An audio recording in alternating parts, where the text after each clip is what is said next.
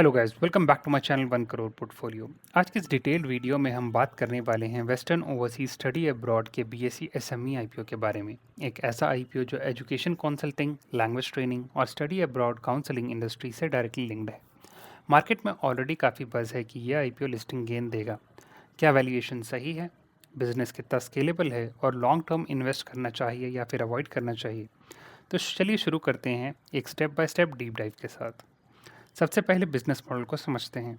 Western overseas एक education और immigration service company है जो प्राइमरीली IELTS, PTE और TOEFL जैसे लैंग्वेज टेस्ट की coaching, study abroad counselling, visa documentation, foreign university application और इमिग्रेशन रिलेटेड फाइल प्रिपरेशन जैसी सर्विसेज प्रोवाइड करती है।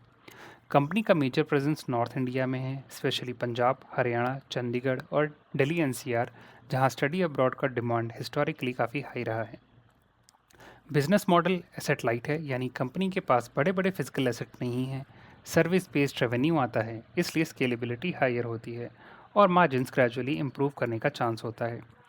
अब आईपीओ डिटेल्स की बात करते हैं। आईपीओ का साइज लगभग 10 करोड़ रुपए के आसपास का है। पूरा का पूरा फ्रेश इशू है, यानी जो पैसा आएगा वो डायरेक्टली कंपनी को मिलेगा।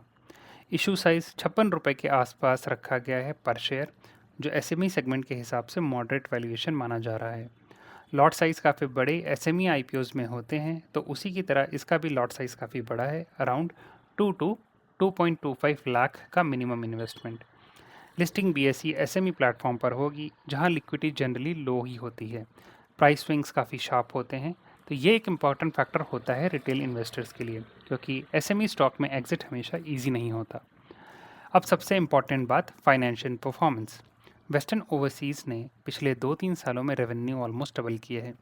फाइनेंशियल ईयर 23 के अराउंड 10 करोड़ से फाइनेंशियल ईयर 25 के अराउंड 23 करोड़ तक।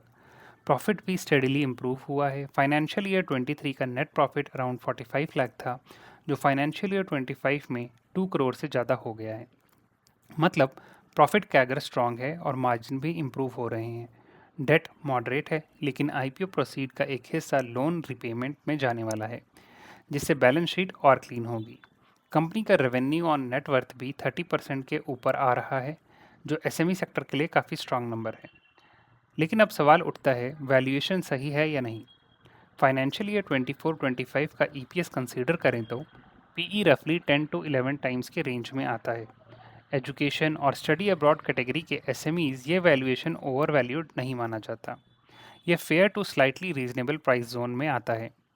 RONW भी हाई है, जिससे इन्वेस्टर्स को ये आइडिया मिलता है कि कंपनी एफिशिएंटली कैपिटल को यूज़ कर रही है। लेकिन एक चीज़ क्लियर है, एसएमई आईपीओज में वैल्यूएशन अलोन काफ़ी नहीं होता। सेंटिमेंट, सब्सक्रिप्शन नंबर्स और जीएमपी का रोल ज़्यादा होता है शॉर्ट टर्म लिस्टिंग गेन्स के लिए। आगे बढ़ते हैं स्ट्रेंथ की तरफ। पहला मेजर स्ट्रेंथ है सेक्टर इटसेल्फ।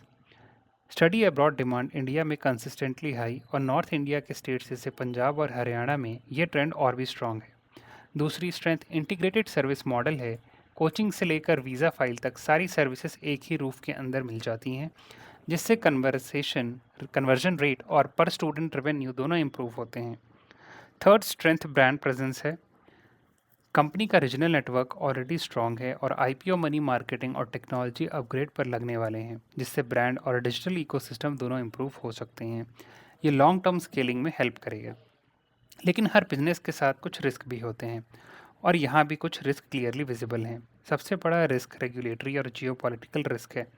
अगर कनाडा, यूके, ऑस्ट्रेलिया जैसी countries student visa rules Titan कर देते हैं, तो स्टूडेंट इनफ्लो तुरंत ड्रॉप हो जाता है। ये इंडस्ट्रीज एक्सटर्नल पॉलिसीज़ पर हेविली डिपेंडेंट होती हैं। दूसरा हाई रिस्क कंपटीशन का है। इमिग्रेशन और IELTS और PTE coaching market extremely crowded है। एंट्री बैरियर्स लो हैं और प्राइसेस वॉर्स कॉमन हैं। तीसरा रिस्क रेपुटेशन का है। एक भी big scandal, visa fraud allegation या कंप्लायंस इशू ब्रांड को सीवियर डैमेज कर सकता है। फोर्थ रिस्क जियोग्राफिक कंसंट्रेशन का है। बिजनेस प्राइमरीली नॉर्थ इंडिया पर डिपेंडेंट है। कोई भी रीजनल डिसरप्शन बिजनेस को डायरेक्ट हिट कर सकता है। Lastly SME platform risk. Liquidity low होती है, वॉलेटिलिटी हाई होती है और एग्जिट करना आसान नहीं होता। अब बात करते हैं लिस्टिंग गेन्स की। एज ऑफ टुडे इस आईपीओ का grey market premium almost flat है, यानी कोई सब्सटेंशियल जीएमपी विजिबल नहीं है। इसका मतलब क्लियर है, सेंटिमेंट अभी भी न्यूट्रल चल रहा है। एसएमई आईपीओस में जीएमपी पिछले 48 घंटे में शार्पली अप या डाउन हो सकता है, तो सब्सक्रिप्शन नंबर जब आने लगेंगे तो ज़्यादा क्लैरिटी मिलेगी। अगर एचएनआई और एनआईआई डिमांड स्ट्रांग होती है तो लिस्टिंग थोड़ी पॉजिटिव हो सकती है, और अगर सब्सक्रिप्शन मॉडेस्ट रहा तो लिस्टिंग प्राइस के आसपास ओपन होने की प्रोबेबिलिटी ज़्यादा होगी। तो शॉर्ट टर्म ट्रेडर्स का सब्सक्रिप्शन ट्रेंड क्लोजली मॉनिटर करना होगा, और आप इसके लिए मेरे खुद के चैनल पे आप लाइव सेक्शन में जाके देख सकते हैं, आपको रियल टाइम आईपीओ का जीएमपी देखने को मिलेगा। अब बात करते हैं लॉन्ग टर्म पर्सपेक्टिव की, जो कि थोड़ा डिफरेंट है।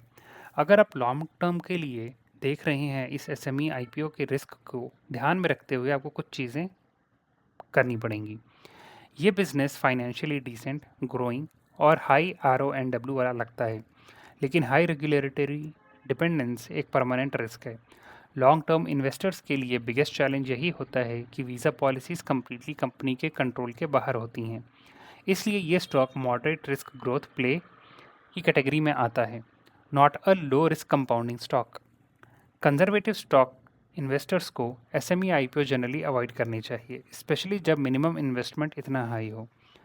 तो फाइनल समराइज टेक अवे ये है कि बिजनेस ग्रोइंग है, वैल्यूएशन फेयर है, मार्जिन इंप्रूव हो रहे हैं और सेक्टर डिमांड स्टेबल है।